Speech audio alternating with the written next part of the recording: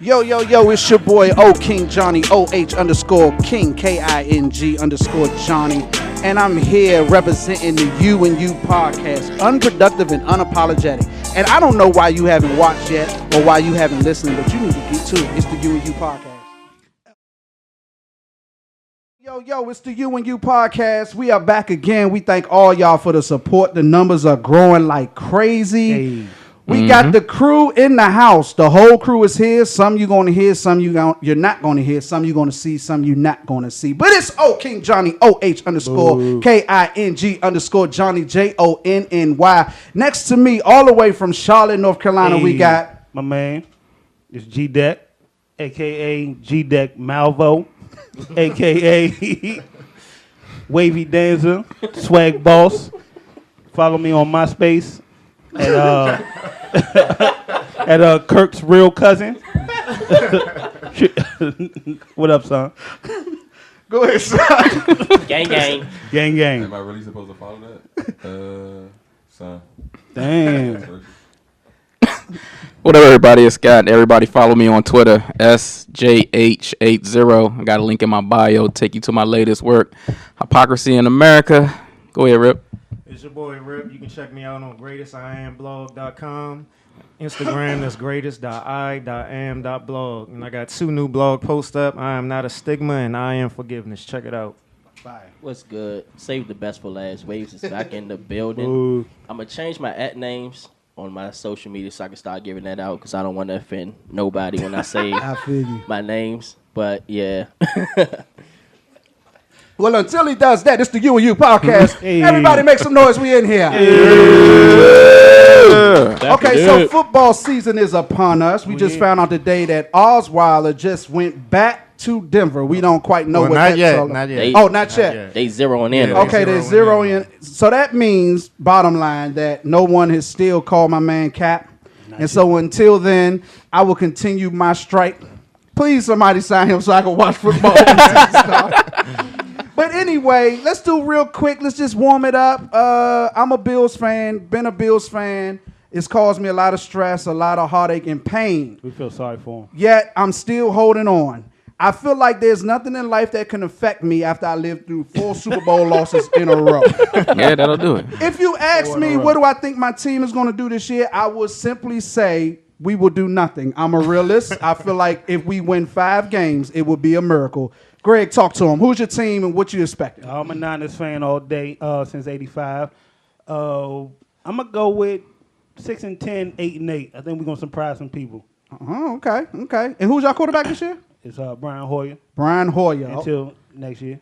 Okay, now this next one, this My next man team Cousins. is Shout out my man Cousin. until y'all get Cousins, right? Treat them good. Treat them good this year. Okay, so this next one is going to be interesting because we have 4 Redskin fans in the building. We're going to let them chop it up about their team for a minute, and then we're going to get right into it, starting with Waves. Woo, yeah. From the looks of it, as in preseason right now, I'm scared to even get a prediction for it because our offensive line is looking terrible. Well, it's preseason. You can't move the ball in preseason. What you gonna do during the regular season? You'd be surprised. I don't know. Keep hope alive, brother. I give it a good 8 games for us. 8-8. Redskins 8-8. Cousins gonna sign? Did Cousins sign the extension or deal or whatever? Nah, you gonna do it at the end of the season. Y'all been saying that for 5 years. Mind your business. Mind your business. Son, go ahead. Protect my quarterback. I'm gonna go with. We gonna go. I give us 9-7, 10-6. Okay. Because I like our quarterback, unlike other people. I like our quarterback. I like him too. I think our quarterback is the best quarterback in the division, but that's just me personally. I don't know about that, but I do like him. I mean, I think he's pretty good. he's better than everybody in the He division. is pretty good, though, right? He's pretty good. Cousins is nice. Y'all can send him to Buffalo if y'all ever get tired. Go ahead, Scott. I haven't been impressed with anything I've seen. I don't think they're going to win no more than 7 games this year. Woo, 7 games. All right, Rip, it's on you. I honestly don't have a prediction. I don't have any expectations for the season. I learned a long time ago just to not have any expectations. That's a real Redskin fan. Watch how it change after week 1. Oh, he's gonna if they win the first game, he's gonna tear our group chat up. You know how the group Super chat Bowl. gonna go. You're only gonna hear from the Redskin fans during the group All chat. they gotta do is get a first down, first play of the game, and they go to the Super Bowl. But anyway, it's been tragedy hitting Houston, and Hurricane Harvey came through with a vengeance, man. And it's been a lot of videos and pictures being posted on social media. We seen George Bush travel down there to give his whatever that was. There's been a lot of flack and a lot of praise going on. I did see a CNN clip where they were questioning one of the charity groups. I want to say it was Red Cross, and they was asking them about where the money goes. And my thought on that whole donating money was immediately that, like, I don't like the fact that we send so much money and we really don't know what's happening with this money. You know what I mean? And I was kind of glad the question was asked, and it kind of shines some light on the situation. Like, yo, we really need to work on like how this money is distributed. I like what J.J. Watt did with his gathering of money, and he said he's going to try everything in his power to give that money directly to the people. And I think that's what really needs to happen, because it's going to be a lot of people in some bad spaces when all this clears. But Scott, go ahead, give your thoughts on what happened. Well, it was a historic hurricane that hit the city of Houston, and a lot of people in trouble right now. Yeah. Lost their homes, lost their cars. Probably 39 people lost lives. Yeah. And a lot of people, they don't realize how big the city of Houston is. Yeah. I mean, it's the 4th largest city in the United States as far as population. Wow. But I'm talking about size. Like just to give you some scope. New York is 427 square miles. LA is 500 square miles. The city of Houston is 630 square miles. Wow. The city of Houston is huge. Yes. So that's what, and it's got a lot of high grounds, it's got a lot of low grounds. Mm-hmm. So all of the entire city is underwater. A big portion of the city got hit bad. A lot of the low ground is underwater, but that's why some parts of Houston is okay. Right. Not the entire city is underground like it was a Katrina. Right. But the city is so big. Right. I mean, much more people got affected. So I guess the main thing, if you in Houston, you need to get above sea level. Right. Because thank God, my lady, her sister, and her cousin, they both live in Houston, and I've been talking to them all week. They live on the side of town where it's mostly high ground, so they've actually been okay. Right. Like they didn't have to evacuate or anything. That's good. So that's good. Because my mother, I was talking to her last night because we got family in Texas.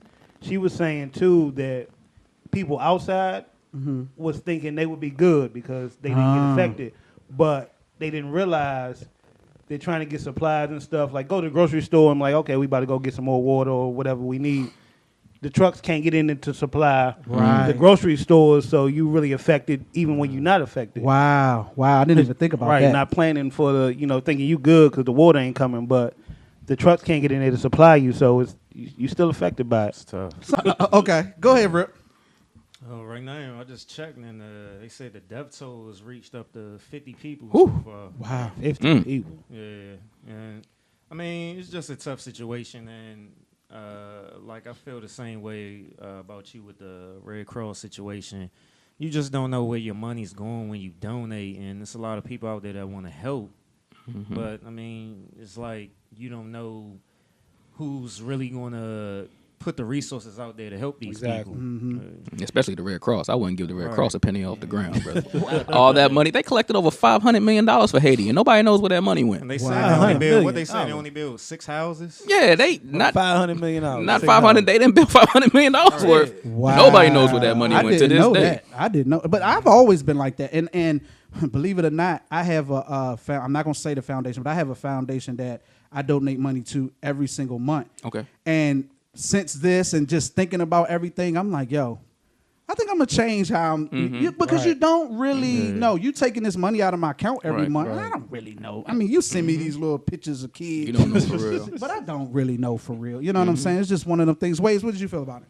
Nah, it was definitely a tough situation to see and for like everybody going through. I definitely pray for everybody that's down there going through the situation because I don't know what the hell I'd do if we was going through that. That's shit what I right was now, just you about know? to ask. Right. If you was in a situation, if they told us right now DC was going to get hit with a crazy hurricane or something that's very disastrous, what would your first reaction or thought be to do?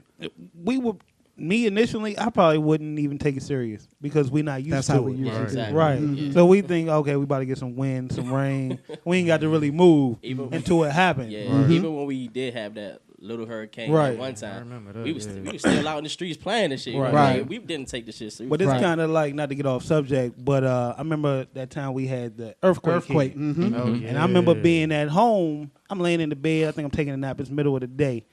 And I felt it shake, but I'm dreaming. I'm thinking a train, you know how the trains come through your neighborhood, kind of shake your house. And I'm thinking, okay, this train kind of strong. But I'm like, hold up. Ain't no trains around here. Right. So I jump up. And immediately, they teach you in school to go in between the doors or whatever. So I'm thinking, I jump up and I'm standing between the doors. And it lasted all of probably 5 seconds. Right. But it felt like forever. Right. But after it happened, I was just thinking about being separated from my family. My kids was in one spot, wife was in another spot, and it's like, what do you do if this was real?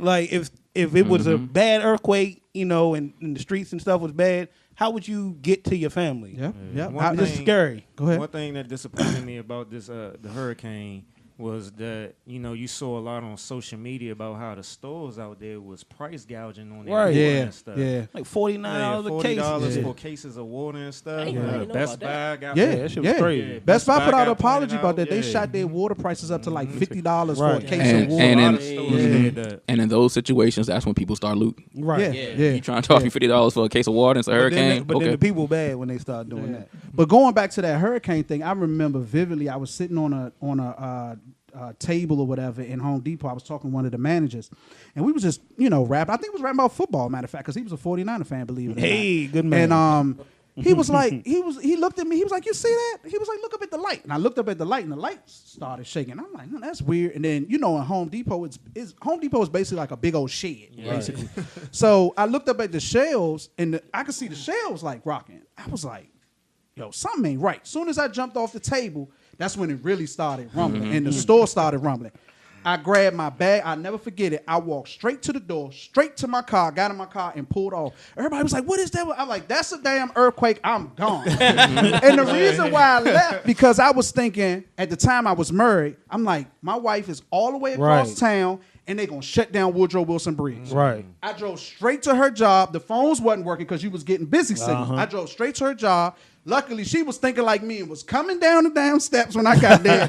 Got in the car, went home, and we watched the rest of that shit on TV. Because I was just thinking like, yo, if they shut down that bridge, how she going to get home? Exactly. You know what I'm saying?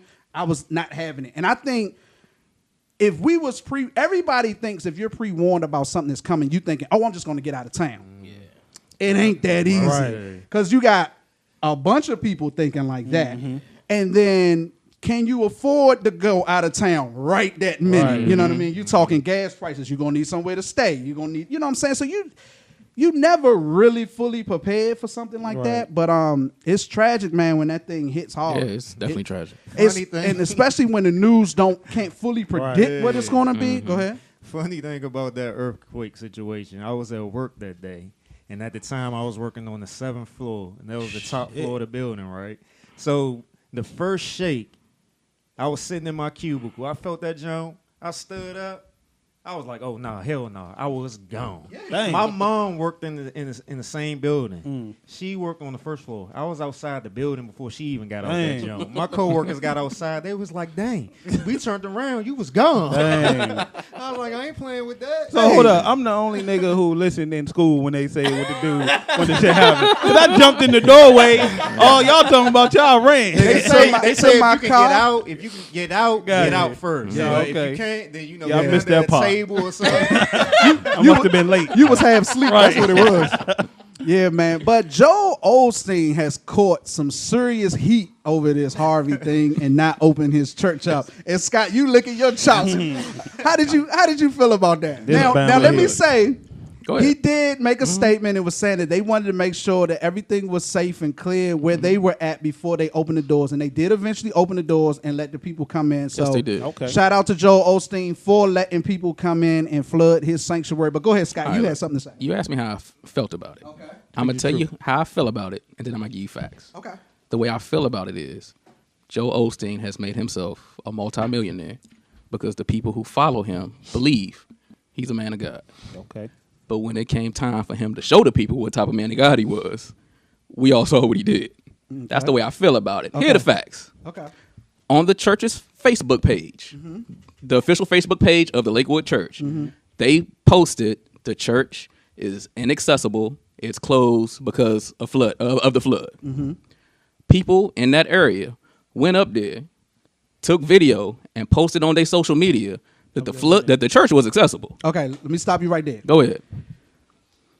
As a pastor or people that work for the church, they don't live in the church. True. Okay, so if they're hearing on the news that the streets are flooded and this has been off the Richter hurricane, blah, blah, blah, they're going based off of what they saw on the news, that the Houston is flooded. Okay. So nobody is actually there. So based off the information that I'm seeing on the news, let's close the church. Now, when they saying close the church, they're not saying close the church to people that need shelter. They saying the church is closed. So any activities that may have normally been going on at the church activities the church is closed. Now, I'm not saying that that's where he was coming from, but I'm saying to what you just said, that's how I'm taking that. Okay. Because I'm looking at it full circle. Yeah. But go ahead. Here's my question. Okay. If he's going by what he saw on the news and nobody was there, if nobody was there, why did they put a post on their official Facebook page saying that the church was inaccessible because the church suffered flood damage? Why did they say that if nobody was there to see it? That's true. Now, after they posted that, like I said, some people went down there. They recorded video saying that, the church is very accessible. Okay. Mind you, this is a massive building. Okay. This building holds almost 17,000 people. The Houston Rockets used to play there. Right. Okay. This is a huge mega church. Okay. After this story got legs, it went viral. Social media took it over. Even celebrities started tweeting about it. Miraculously, the church was open. It's fine. Y'all can come in here now.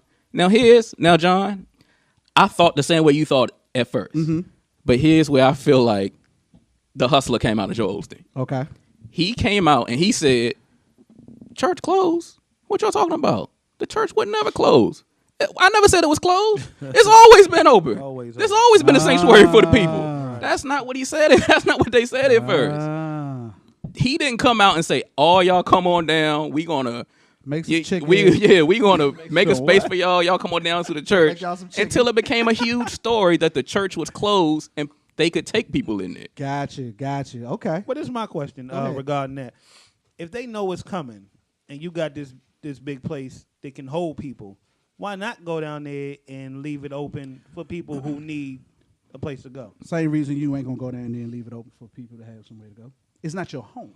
Would you get out of your bed and go possibly get trapped at a building? I mean, but if maybe need to be open for people. If I'm in that position to help, or if that's the position I'm supposed to be in. But this is what I'm saying. Understand, it ain't Joe Osteen that's going down and open up nothing. Right. Okay. Well, it's Johnny the Deacon that's gonna go down there and open the door. But Joe could have Johnny the Deacon and them go down there and chill. But what if Johnny the Deacon is flooded in his house? No, I'm saying before it even took place. Oh, okay. Why not prepare to have it open for people to come? I got you. They need to be there. I got you. Now, don't get me wrong. I'm just playing devil's advocate. Right. No facts. I'm just asking why not prepare. Go ahead, Rick. I felt like, you wasn't even going to let your members in there, though? Right. And that's how I felt about the situation. What if they needed a place to go? Hey. Well, I think it boils down to you don't really know. You know what I'm saying? So who knew that it was going to flood like that in 24 hours? Right. You thinking like, all right, well, let's wait, see what it do, and then we'll make a decision because ain't no sense of going down there and then they probably used to it. They probably get warnings and floods. So I think there's a lot of human involved with it. Although I understand where Scott's coming from as well, as far as don't play like you don't play it one way and then play it another way. I get that. You know what I'm saying? I think where we mess up, period, in everything, is we just don't come out and say what it is. Right. Keep it 100. If I'm Joe Osteen, I'm going to say, look, initially, I was like, let's shut it down because we don't know what the storm is going to be like.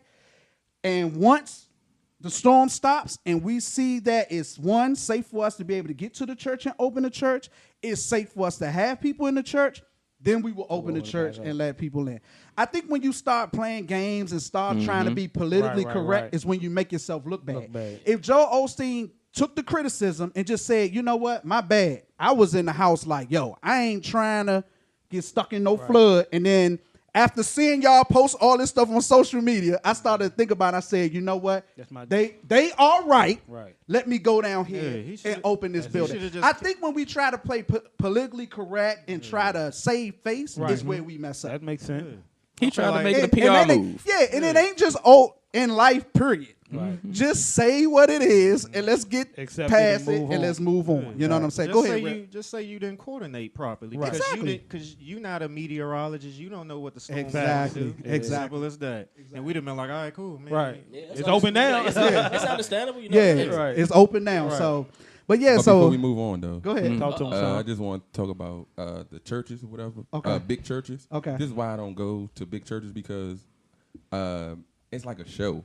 To them, it's not really about God. It's really a show. So that whole situation alone shows you that it's not about God because, like you guys were saying, if it was that way, he'd have did exactly what Scott said from the beginning. It'd have been, I'm staying down here in the trenches with y'all.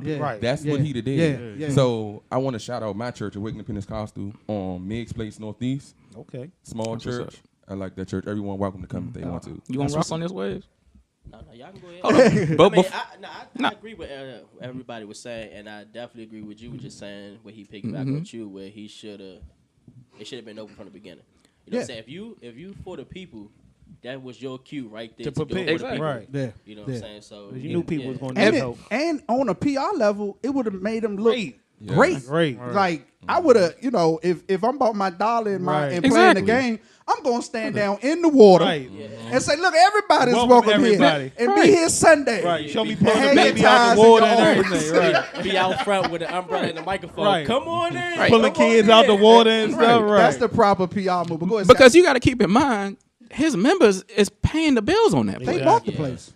Yeah, so the people who's paying the bills on that place, if they need a place to go, they can't come there. Right. And although all them heathens don't never go to church was the first ones in line.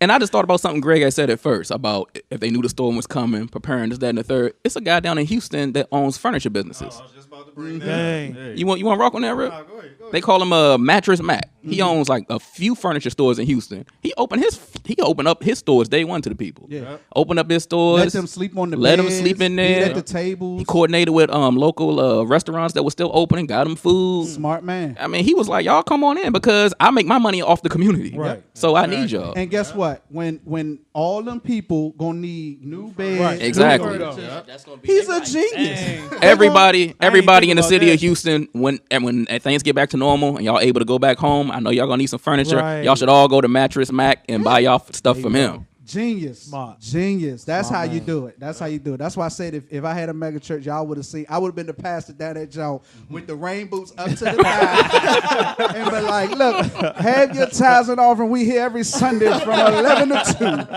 I'm telling you now, I would have had chicken and biscuits, pot pies on deck if I had to fly it in. He makes millions. I read Joe Osteen make over $70 million a year. He's worth his net worth as of 2017 is $60 million. $60 million. I would have been on TV and said, see, do your pastor do this? I got Popeyes flying in from California. You feel me? Just drop it off and keep moving.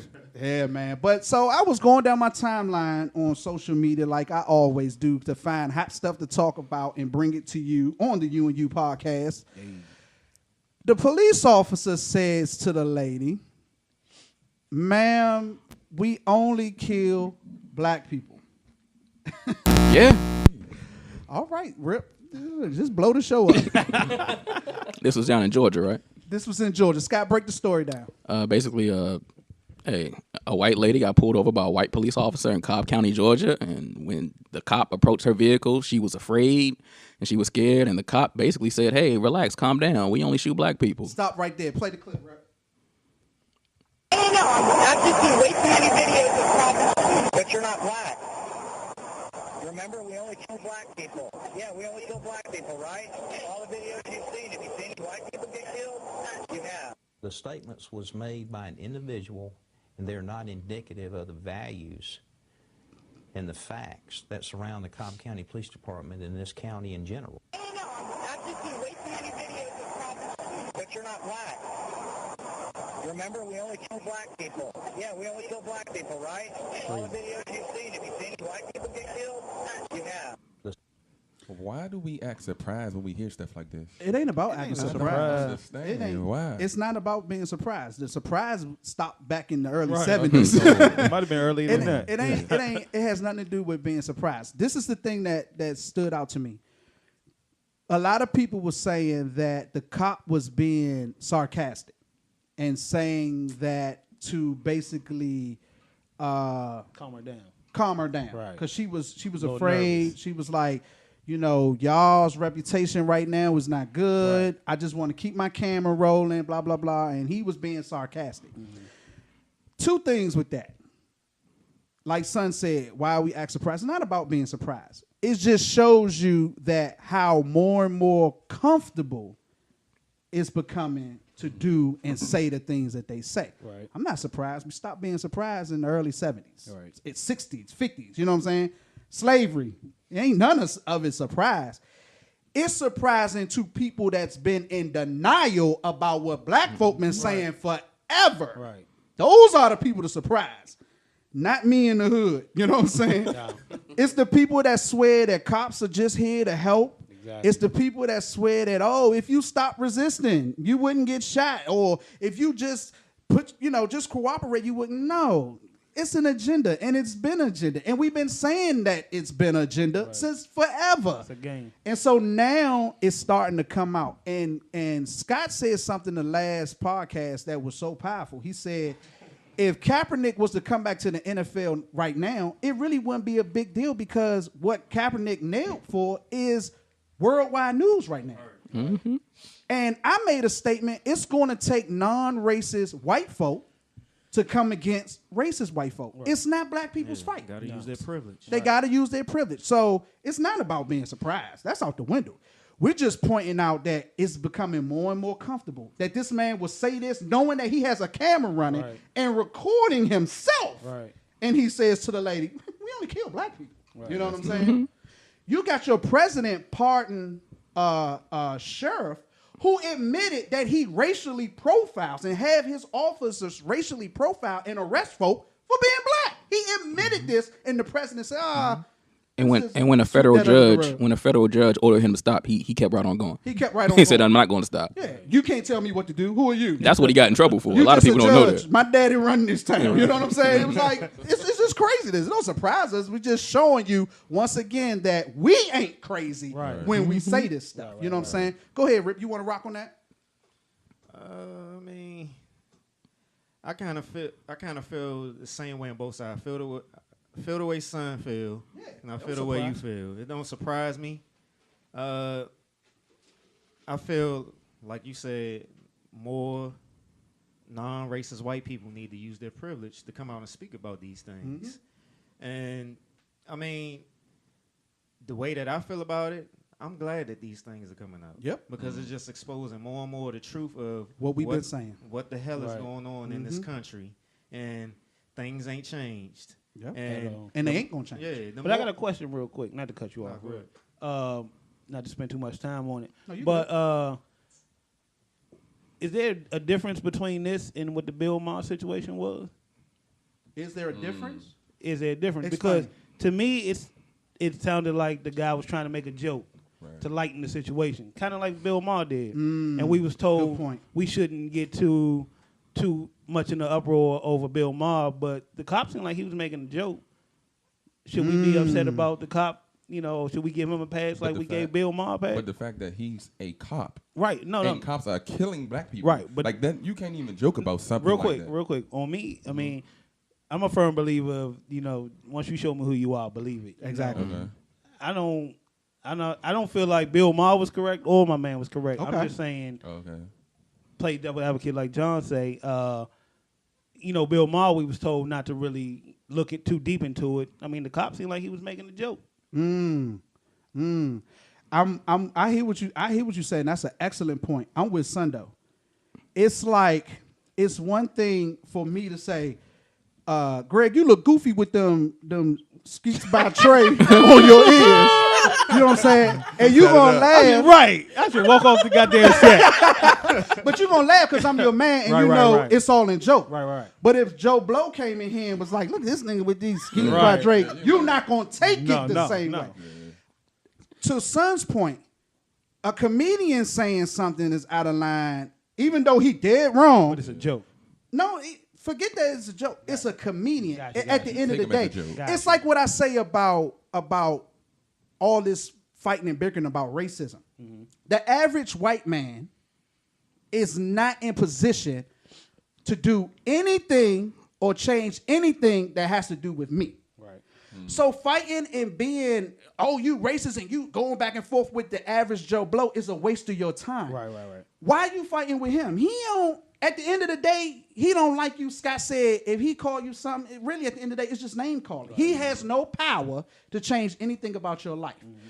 When I talk about racism in America, I'm talking about the powers that be. Gotcha. The people that put laws in place. The people that do legislation that can affect how I live comfortably as a black man in this country. So as a police officer, I do not want you joking about that. I do not want you being sarcastic about that. I'm already nervous as soon as you pull up behind me. You was with me last night. The police was like everywhere in VA. And I was 2 lanes over. I was like, dog, we got to go. We got to get out of here. I don't like police. And it ain't since this has come out. I've been personally harassed by police. All the time. Multiple times. And I don't rock with it. That's when PTSD. Police, and I'm that exactly. And I'm that person when the cop comes up to my car, let me tell you, I talks proper. I make sure I let him know every move I make. I don't play around. You know what I'm saying? Because I want to go home to my family. You know what I'm saying? Because I've been in those situations. And I say all the time, people that have never been harassed by police are the only ones that say, oh, y'all overreacting. I'm like, nah. When a police is on your butt, I've had guns drawn on me. Facts. Remember that? Yeah. I had guns drawn on me over mistaken identity. Wasn't even you. y'all know me. I'm pretty solid dude. I almost pissed my pants, yo. You ever had 6 guns in your face? Yeah, that's crazy. That's what I'm saying. So when stuff like that happens, I don't want my cop joking like that. Right. You know what I'm saying? I want my cop to be the most polite, honest, straightforward, make me feel comfortable. And saying that, oh, we only kill black people don't make me no more comfortable. And you could have said anything. You could have made any kind of joke in the world. You could have started dancing and doing all kinds of shit. Any kind of joke. You ain't have to make you know what I'm saying? But that's the joke you make? But my thing is, how he felt. He knew his car cam was on. Yes. He still made the damn joke. That just tells you that they just don't care. Right. Nah. I mean, and that shows that lets you know as long as they keep getting away with this stuff, they're gonna keep doing stuff like this. And they know the powers that be is on their side. Right. That's the thing. The powers that be. It ain't the average Joe. The white man working at the cashier at Home Depot cannot do nothing to change my life. If he called me the N-word, it does not change my day. I'm not gonna stand there and argue with him about him being racist because it don't matter. It's just name calling. But when your president comes up and says, okay, Sheriff, it's all right that you've been racially profiling, locking everybody up. We'll just say you was having a bad day. Keep up the good work. Come on, man. Be more aggressive. A lot of times, if these things don't come to the public eye, they will get off scot-free. Yep. Right. Yep. Imagine how much stuff we didn't see.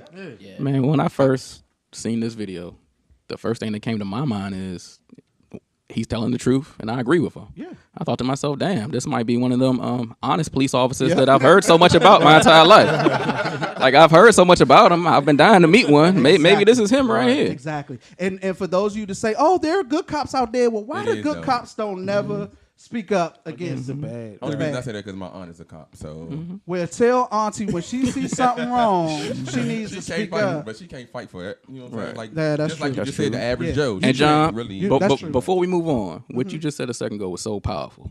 Because look, I ain't got that bill close. You're right. We don't live in a system where police officers are punished for harming us or making comments like that. No. I mean, when Officer Betty Shelby, the officer who shot and killed Terrence Crutcher in Oklahoma, she's back on the force. Yeah. in the county right next door. Yeah. Because the county that she was in, basically during that trial, said she was unfit to be a police officer, even though she got off. Yeah. And then the county right next door hired her as a police officer. Yeah. So there is no punishment. If you want to clean it up, it's the quickest way. If the powers that be said to police officers these three things: if you shoot an individual, armed or not, and you don't have your camera running, you're fired. You do not get pension. You will not work as a police officer ever again. If you beat somebody that's unarmed and is uncalled for, and you don't have a video for, or whatever the situation is, if your video camera is not running, you're fired, and you're not getting a pension, and you will never be a police officer again. If you pull somebody over, and your camera is not running, and you're pulling them over does not have justifiable reason, you're fired, you do not get a pension, you will never work as a police officer again. It will all stop. They need to have some type of punishments. Right. It would all stop. Right. They do what they do because they can get away with it. If you could walk in Chick-fil-A every day and get away with stealing a chicken sandwich, you're going to go to Chick-fil-A every day and steal a chicken sandwich. You probably could, though, because they that nice. They might let you. They might let you take it. But I'm just saying. And pray for you. Have a good day. Right. But the minute that you do that and you get whooped, you're going to think twice about going and stealing that chicken sandwich. That's all I'm saying. We're going to take a break. We got an artist that we want to present today from Charlotte, North Carolina. Let me unplug this before you blow the show up again. Go ahead. From Charlotte, North Carolina. Greg, tell us a little bit about this artist. It's my man Jay, Elevator Jay. When I was first introduced to him, I'm thinking, all right, Bama going to be local. Ain't going to be too much to it. But actually hearing him, man, my man is pretty nice, man. It's pretty nice. Check him out, Elevator Jay. What we going to do? It's on Spotify. What's the song? Ain't no finer, ain't nothing finer. Yeah, we're gonna go with that. Ain't Elevator J, ain't nothing. Rock with my man Jay. Elevator J, ain't nothing finer. From Charlotte, North Carolina. Hit it, DJ. Yeah, you got them bars, John. Charlotte, stand up.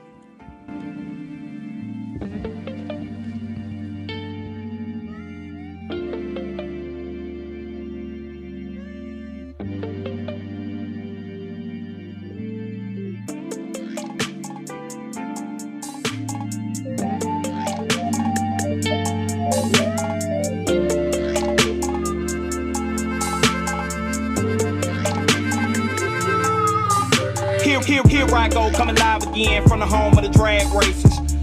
Let me add races. Crooked ass cops never had braces. But that right there is another page. We'll turn that later on. I ain't got nothing but a few minutes here. Let me bring y'all to my home.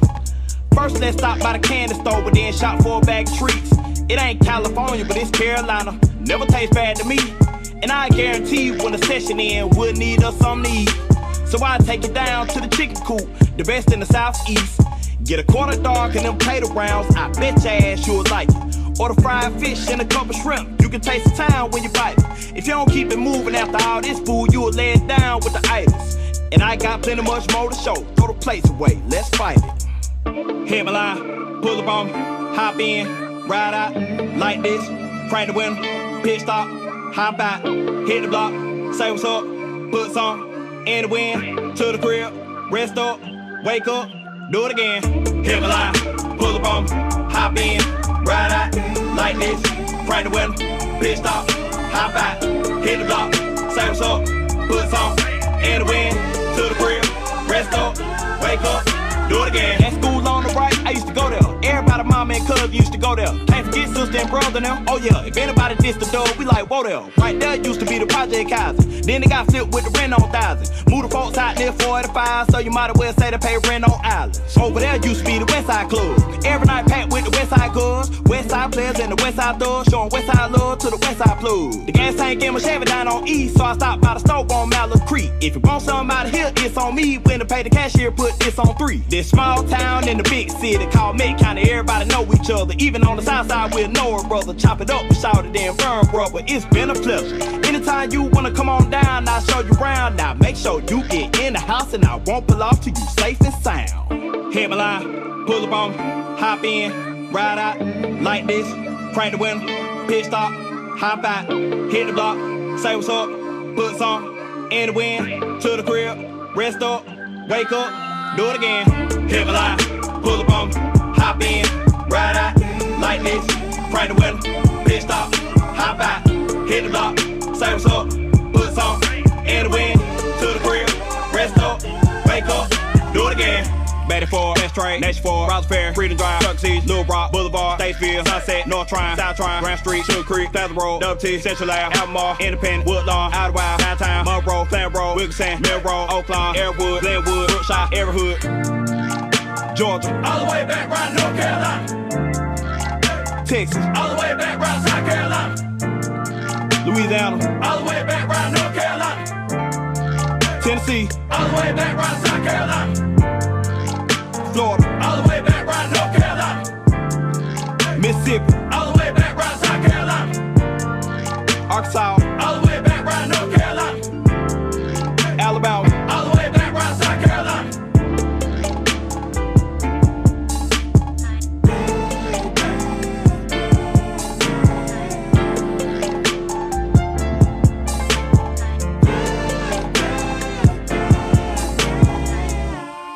Elevator J. Man, that's you a can catch catch hit. that at Spotify, Tidal, Apple Music, and all your music outlets. Elevator J, son, what did you think? Hey, I wanted to ask Greg a question because he was naming like spots in North Carolina Gotcha. that he go to. Have you been to any of those spots he named? Yeah, I drive through them all the time. For real? What you mean? Oh, Yeah. man, I don't know. I just want to know. You Charlotte, never took son. us to one of them. You've been on a lot of these places. You just Oh, ain't for know. real? Just Yeah, ain't know? definitely. I think we've been to Chicken Coop. Oh, we No, did? no, we haven't. We ain't been to Chicken Coop I go yet? there often, but y'all. Okay. I thought about cookout when he said the chicken was I said, hold on, that's a spot. Cookout. Well, I was- Coop is the shit, though. You should have said to him like my cousin said to me one time we was in New York. He said it was the last day they was about to leave. He said, "Oh man, I wish you was here, man. I would have came and got you, took you one of the good parks around here, get your head blown off." Right. Go ahead, Scott. Oh no, that was a hit. That was Elevator J. Elevator J. Elevator J. Yeah, he got one. Yeah, that was real yeah. smooth. I like that. I like it He a got lot. a lot of them. He got a lot Okay. of them. I'm gonna have to definitely check them out. Rip, what did you think? Yeah, that joint was nice. I mean, for some reason, I just kept thinking of UGK when I Right. was Me Yeah, too. yeah, He got yeah. that I vibe. get. Yeah. That's He the got that I vibe. get. Yeah. Him and Crit. One second, real quick. Go Shout ahead. out to my cousin in Charlotte. He's a big supporter of our podcast on Instagram. Okay. Yes, sir. Duke since '83. My cousin Brian, big supporter of our. Hey, remind me about that. I want to make sure I give him a follow. Okay. Definitely. Go ahead, Waze. What you think? Oh, I fucks with it. I'm putting it in my notes right now on my iPhone. Right. Hey, So I can look Elevator at it. J, you Make sure just you gained support. some new fans. Yeah, I'm gonna hey, mess with you, Elevator J. I'm gonna say this though, man. We've played Some three good local, music. four And they- local artists on they here. all been pretty good. It's been some pretty They've good all been pretty music. good, yeah. It's been some pretty good music. Disco Fever is actually rocking and rolling, man. He is. He just did a thing for Shoe City, Oh wow, that's PGC. big. That's big. Yeah, so he's rocking and rolling. You know, him and his brother, they've already were real huge with the videos. That's why their Okay. videos look so good. I ain't know that. Yeah. That video was nice. Yeah, they're nice with it. But yeah, Elevator J from Charlotte, North Carolina. We in here. Let's get to the hot topic. Third parties in relationships. Now, what's that all about, Rip? Third parties in relationships. Well, one of our female listeners. Talking your mic. Female listener. She supports us on Instagram. She hit us up and asked us to talk about married couples and inviting a third party into their bedroom, and is it acceptable? What's the reasons why that married couples do it? And that's it. Okay. Let's do the married people first. Yeah, married people. We're gonna start with John first. I had a situation where there was a third person invited Oh shit! I Into wasn't the- expecting that. into the like I said, I don't like I I said. heard this story before. Oh, you did? Yeah. So yeah, I'ma say, why do people do it? Was one of her questions. Yeah. I think sometimes people feel like they need a twist or Spice it up a little bit. Spice it up a little bit. Some people just do it because that's what they want to do. Right. Our situation, I think, came out of a curiosity, and me being the man, I feel a man's man. I was like, hey, y'all want to, if y'all that curious, we could, we could get it popping. Since you brought it up. You know what I'm saying? But long story short, I say my personal opinion to bring in a third person. I say this, I'm going to say about this what I say about a lot of stuff. It all depends on the couple. I'm not going to say it's a right or wrong thing. I'm not going to say it's a good or bad thing. I'm going to say it depends on your situation. Some people can handle having others enter into their situation and they do just fine. Some people can't. Some people think they can handle that and find out that they can't. Right. I would suggest if you're going to invite a third party into your situation, you and your lady better have some serious talks. And not that hamby-pamby where you telling half truth and half what you really feel. If one is not into it, don't do it. Let it go. If y'all both not on the same page with it, don't do it. I'm gonna let y'all rock. Now I got a question for you. You think it's something that should be frequent or more once in, Okay. If it happens, it happens. I think it's one of them. If it happens, it happens. Right. For me, got you. It's not something that I would do again for a lot of reasons. One being that I think women can't handle stuff like men do. I just put it like that. Right. Women can't handle stuff like men do, one. Most women, I ain't going to say, there's some women that can rock. Right. But most women can't handle things like men do. Secondly, for me, threesomes ain't all what they cracked up to be. I don't know. By show of hands, how many people have had a threesome? Man, look. Ain't nobody raising their hand. Okay, so I'm the only one that go hard. Okay, so for me, you own that one. For me, because my girl already know about this. So for me, threesomes is not all what it cracked up to be. And the reason why I say that is because for me, I'm the type person, I like to really be into it. And I can't concentrate on two people. Right, but you ain't going to be allowed to, because if you do too much one way. Exactly. So for me, it's just, I always use the term, it's just too much work for me. Right. It's too much work for me. Now, if you're a person that's just about getting your rocks off, then hey, be at it. I'm not like that. I like the connection and the intimacy and to feel like, we doing this. You know what I'm saying? And I can't really get that vibe with two females. All right, so, John, you speaking in the way of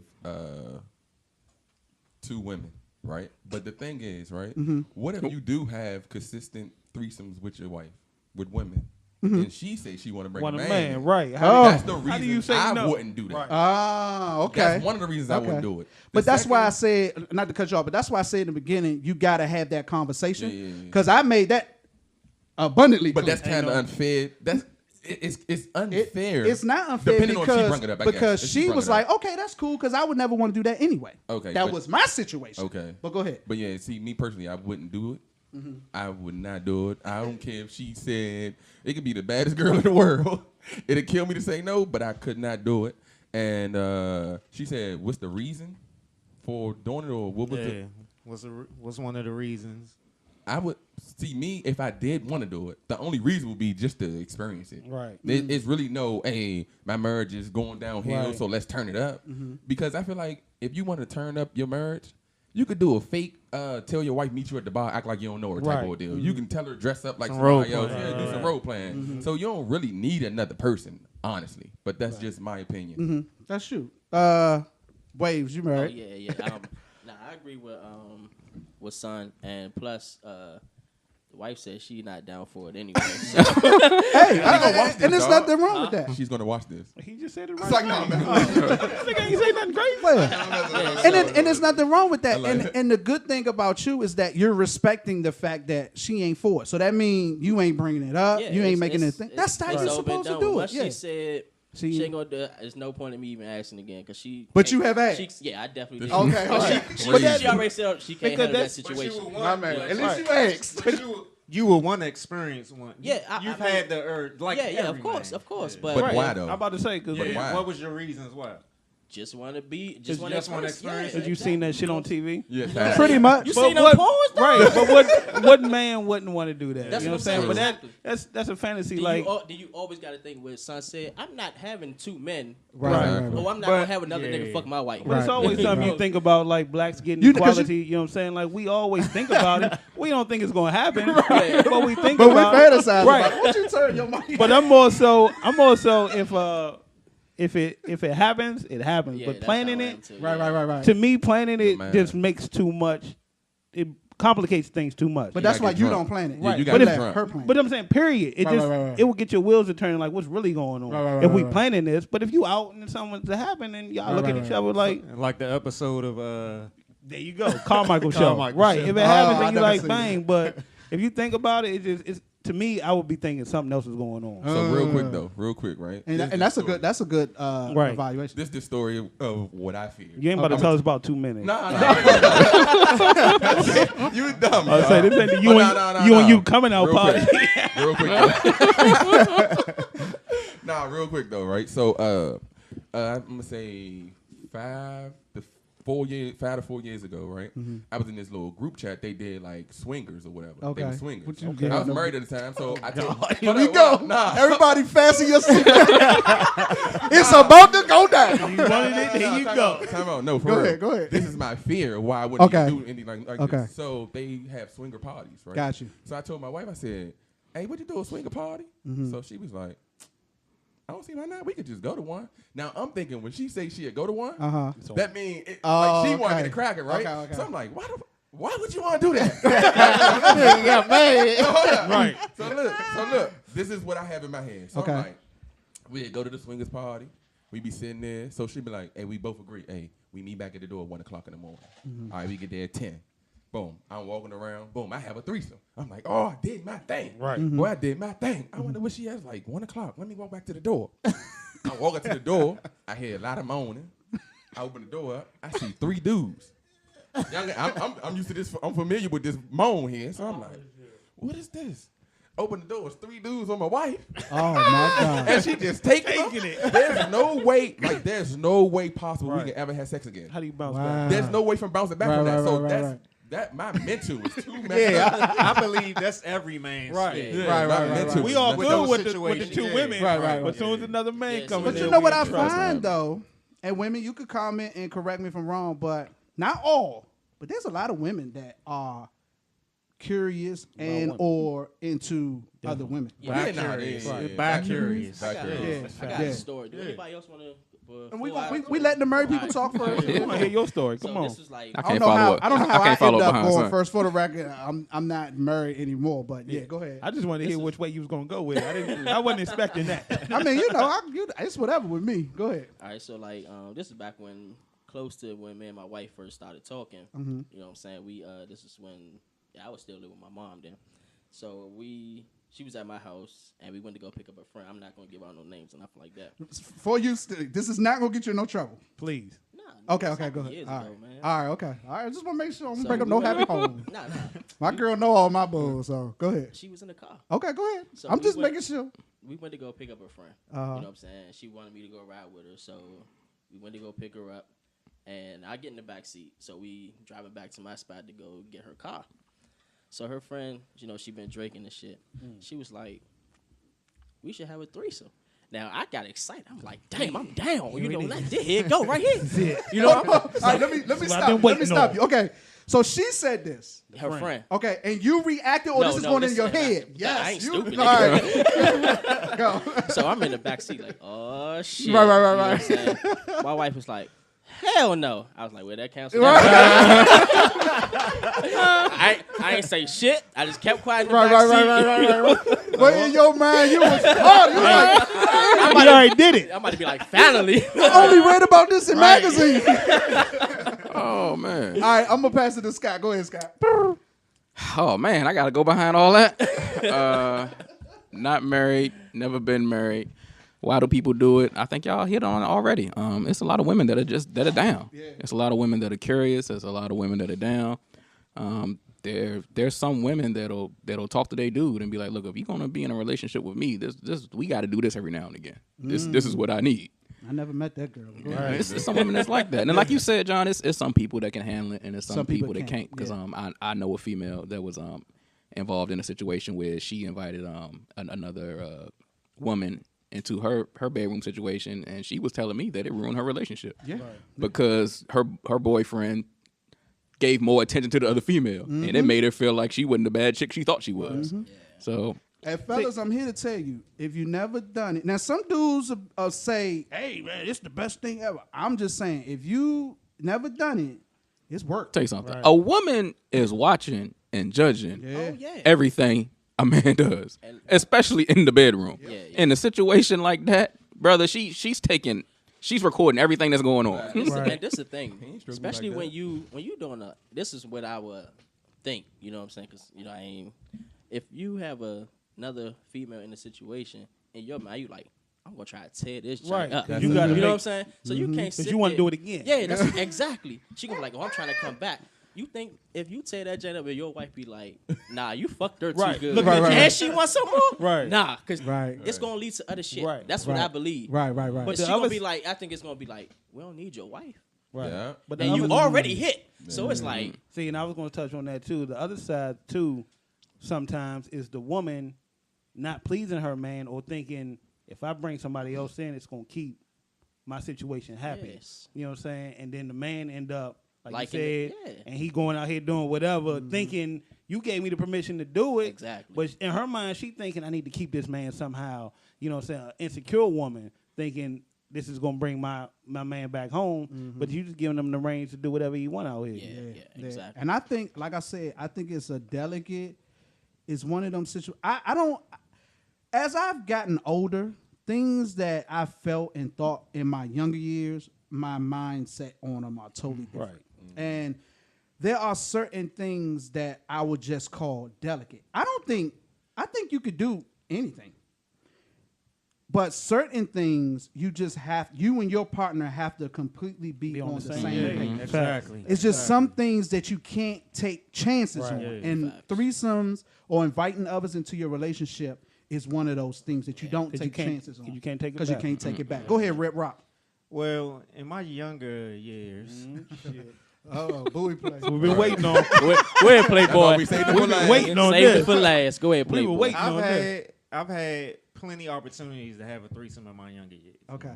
But they didn't happen for the simple fact that, like you said, John, I was a little too anxious, and I got in the way of trying to plan the whole situation, so they didn't happen. Now that I'm older, yeah, of course, a threesome, that's great. That's every man's fantasy. Right.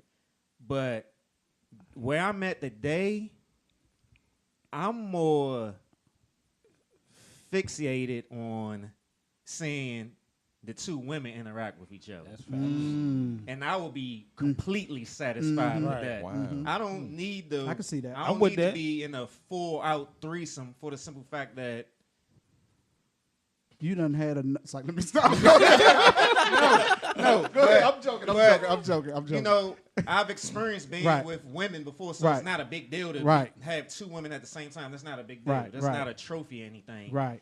But with my sexual experience, I would be more satisfied with just watching the two women interact with each other. I would be satisfied with that. I definitely can see that. And you won't hear nothing out of me ever again. Y'all can do it as much as you want to. Even if you're not around? No. Yeah. Oh, so let me ask that. So, because I'm curious about this. I would have a problem with that based off just off of my ego. Okay. Yeah. So everybody in the room is agreeing. Well, not everybody's agreeing this because everybody didn't say that. But the ones that are saying they wouldn't mind seeing their woman with another woman, right? You have to be around. Yeah, I would have to be around. Interesting. That's it on that. Because I got one more. No, you gotta get up and try. Okay. Hey, take it where you want to take it. I didn't disagree. I'm just listening. Okay. Because listen, I'm like I told y'all know me. I can say whatever. So don't say nothing that's gonna get you in trouble. Now, insecure men. Break this one down to us again. Okay, we had another one of our female listeners give us a scenario. Real quick, can you shout her out? Like shout the person. Nah, I'd rather not. Yeah, because some people don't want to. Yeah, some people don't want their names. So She know who she is. Yeah, she know who she is. All right, cool. All right, that's cool.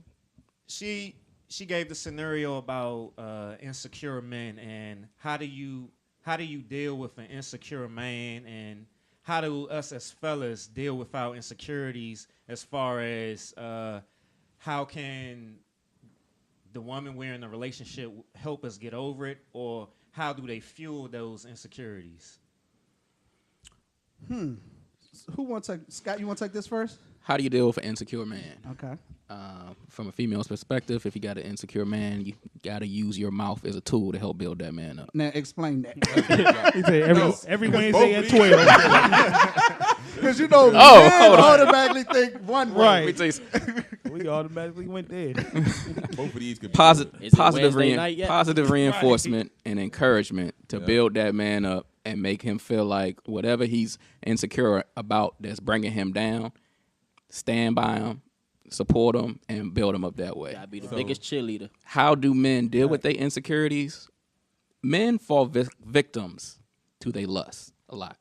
A man will find a vice. He'll eat too much. He'll drink too much. He'll party too much. He'll chase women. He'll get angry. He'll be angry all the time. A man will find a vice, whatever his vice is, and he'll immerse himself in it because he's trying to deal with his insecurities. Wow. He'll try to deal with the fact that he don't make enough money on the job, or he's physically he's not in shape anymore, or he never made it to the NFL, or whatever he's insecure about, he'll bury himself in a vice, and that's how men deal with their issues. Damn, you hit that shit, boy. I didn't even think. Anybody else on Rock? Nah, we want to hear you take. Yeah, insecure men. I think everybody has some type of insecurity. I Start totally with agree. that. Totally agree. Everybody has some type of insecurity. Now, I'm going to use me because I'm the best example for any of my sayings. I'm very prideful. You know what I mean? So to deal with me and to rock me the right way, it's just kind of like just by stroking me, for real.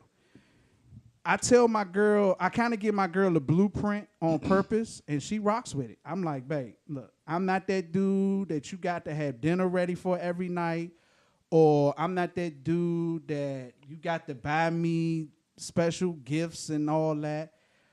I just like to be stroked every now and then. Tell me, you one sexy. Facts. You know what I'm saying? I totally agree with this. You are a sexy guy, though. I'm very aware. Big chocolate. Tell me that you appreciate, how I deal with the kids, or she thanks me. She'll call me at work and say, "Oh, thank you so much for having the kitchen clean when I got up this morning." Stuff like that. That's for me. Now, every man is not the same, but for me. Question about what you're saying. Okay. Would you be cool if she's just saying it because you told her to say it? No, and that's a good question. I know she's not saying it because I told her to say it, but she made it a matter of fact to make sure that's something she does not forget about me. Good job. To keep our relationship strong, I have to listen to what she needs and try my best to not forget that thing. Now, we gonna forget a lot of shit, right? But don't forget the things that keep us ticking. You know what I'm saying? And so she's made it her business not to forget that thing. And we actually did the love language thing too. And that was actually that's good. Pretty insightful. Insightful. Very constructive. Can I say something about the insecure men thing? Go ahead. Anything you want, a lot of women don't know that men like to hear that they look nice. Right. Because a woman feel like, see, before I got married, I felt like I don't need to hear that. I don't need to hold your hand. I don't need to blah, blah, blah. But once I got married, it's like, dang. You don't hear that shit. I want to hear you say, exactly. "Oh, babe, I like how you look," or "Your outfit looks nice," or "Them shoes look nice," or "Thanks for taking out the trash." Instead of, "Hey, did you take out the trash?" Or, right. I'm not just saying my relationship. Oh, why you got that on? Where you going tonight? You only respond to negativity. Right. You know and what you saying? said is powerful in the fact that you married versus from when you single. And the reason why I say that is because now that you married, you went from having a lot of cheerleaders to just one. Yeah. So if that one cheerleader is not cheering you on, then it gets hard because that's what makes a lot of men insecure about their marriage. And that also makes men slip because if you're not getting that encouragement from home but then at work, your work, like they like to use work wife, wife is stroking you. Eventually, that's going to weigh you down because she's giving you something outside of home that you're not receiving at home. And women always talk about men get comfortable. Women get comfortable too. I think they get comfortable quite faster. Yeah, I agree. And I agree. I'm gonna come in. Go ahead. This is basically what we talking about now. Is what Scott was saying when they got to use their mouth to tell us or now break that down again because we might have forgot when you say your mouth. Both, it could be Wednesday. I'm just messing. He's talking about Wednesday. Wednesday at midnight. It piggies back on what Scott was saying. Like even with Sunshine, we like to hear that shit. Even if you don't think we do, we do. We need a number one fan. Yeah. You know what I'm saying? If we married you, it's for a reason. We don't want the attention. It's good to hear, but we don't care about that shit. Right. We gonna hear the shit. If I get a haircut, like, I like your haircut. That shit exactly. Nice. I don't want to. Don't have me coming home every week and I get a haircut. You don't say shit. Because the moment somebody else do it, then that's gonna draw you that way. Exactly. But if you hear it all the time, if I hear from my wife all the time, when that other person says, you know what I'm saying? Just keep it moving. If I have that number one cheerleader, I don't need nobody else. There you go. And if I don't have that shit at home, then it's gonna make me want it from somewhere else. As soon as you hear it, you like, it's like, damn, exactly. So that explain for me or. Basically, from everybody at the table, that's what it seemed like it comes down to. Yeah. So basically, what y'all saying is an insecure man needs a cheerleader. Yeah. All men. Yeah. All men. All men. I agree with all men. But the thing I said, the first thing I said was all men have some type of insecurity. Yeah. Right. I don't care who you are. You know what I'm saying? Like I say, I'm very prideful, pretty strong. I have it. And I'm telling you, prideful, strong John needs that stroking from his woman. Right. Yeah. And the key thing, though, about that, I need it from my woman. I don't need it from nobody else. So the reason why I say that is because it allows me to not give a damn about what somebody else thinking or talking about, because that ain't the stroking I need. So I can say whatever I want and do whatever I want to you.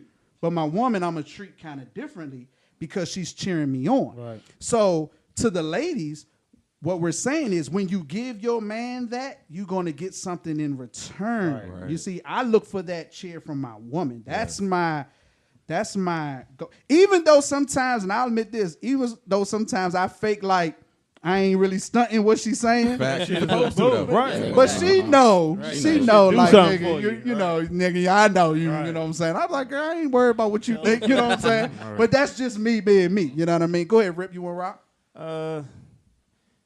Insecure man. So, y'all know I've talked about my depression before. Right. So, the times that I was going through my depression was when I had a lot of insecurities. And you know how we talk about chicks with daddy issues. Part of my depression stemmed from my relationship with my mom. And my mother, she had her past or whatever, and it made her who she was.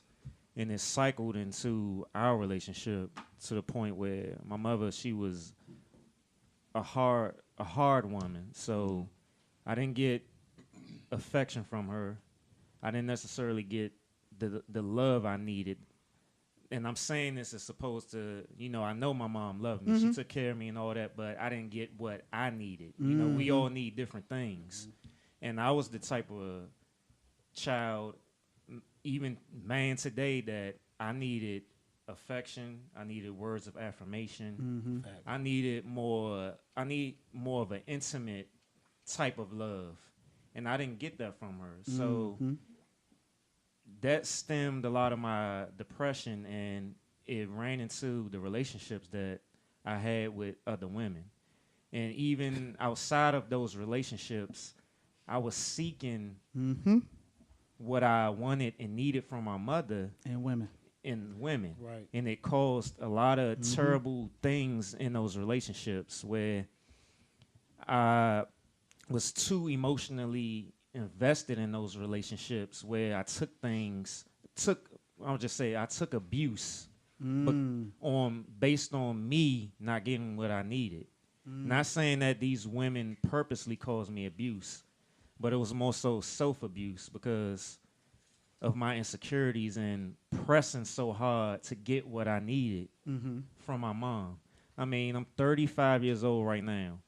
I'm not so far removed from my depression. So you can say 3-4 years ago, I was still dealing with the point where I was abusing myself trying to get what I needed from my mom.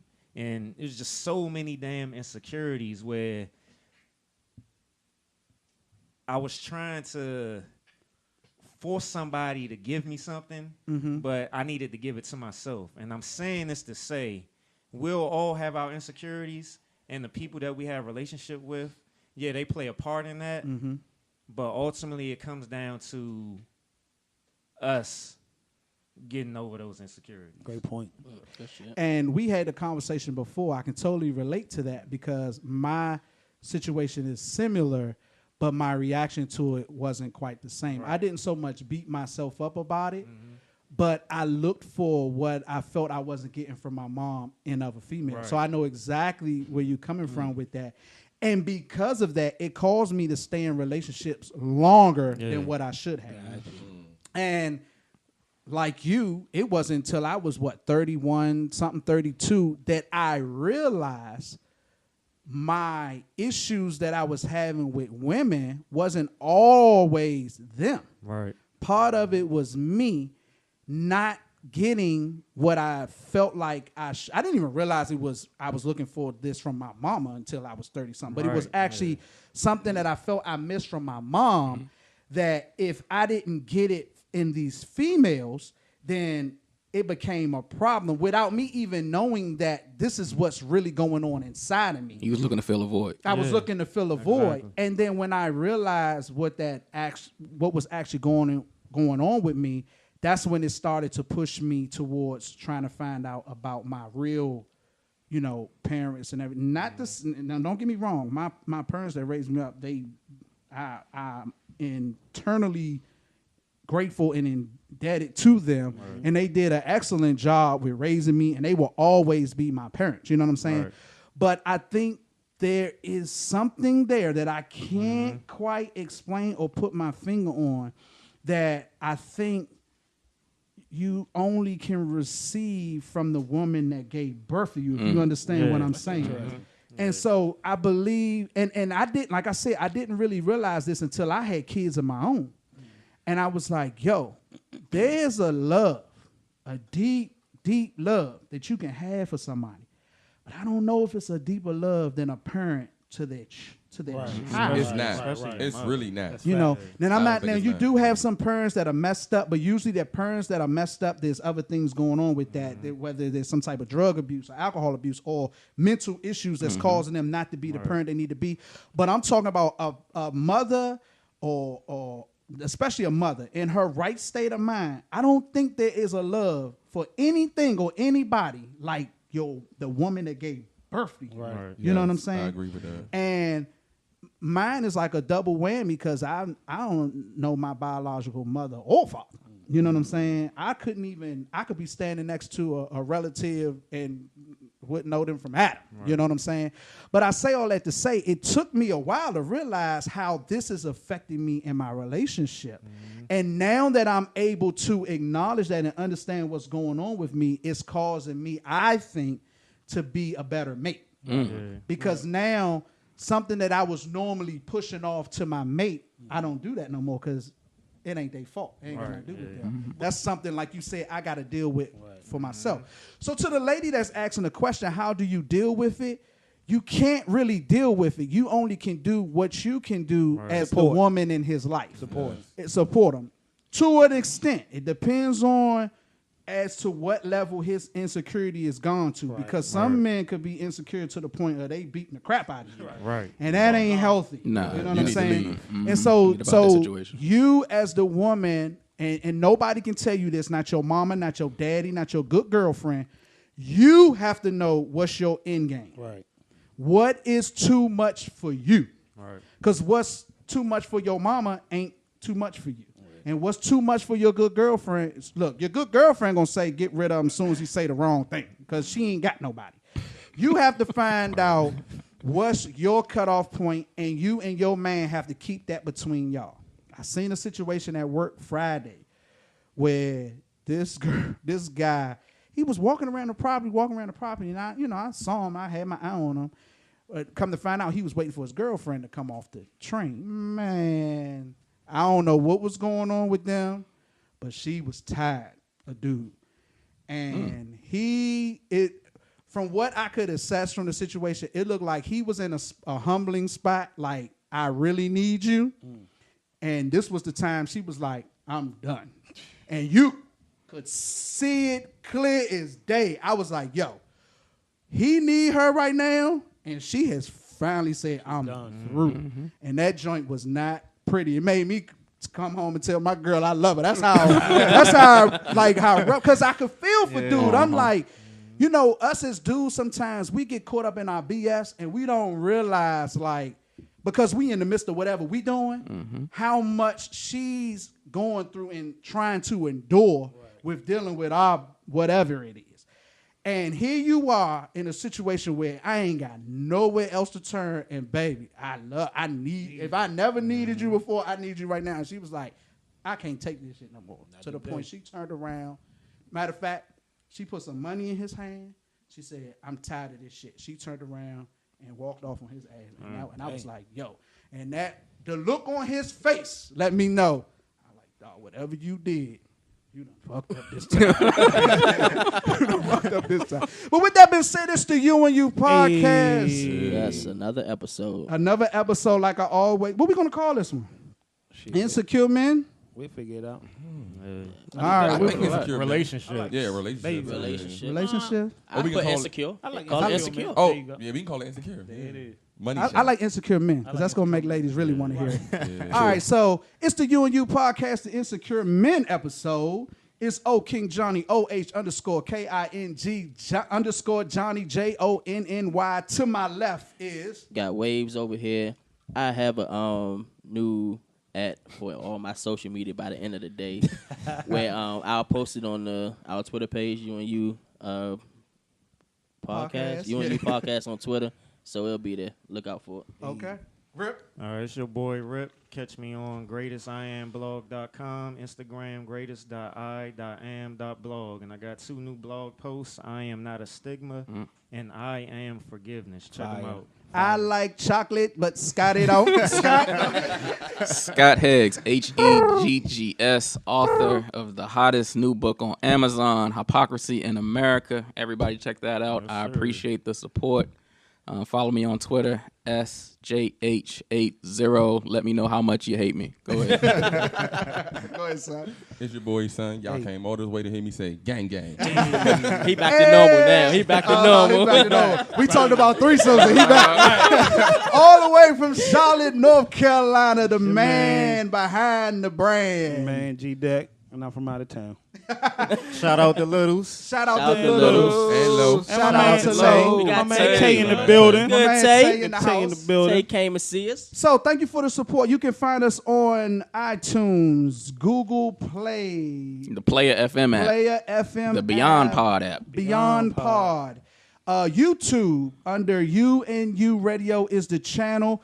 Comment, let us know what you like, what you don't like, what you agree with, what you don't agree with, all that good stuff. Topic it's the U&U. Yeah, topic suggestions. Yeah, we like all that. We want to hear from you. Yeah. We want to hear from y'all. You can hit us in the DMs. We wanna hear from It goes down in the DM. We're on Instagram, UANDU Podcast. That's Instagram. You can hit us in the DM there. We get a lot of stuff there.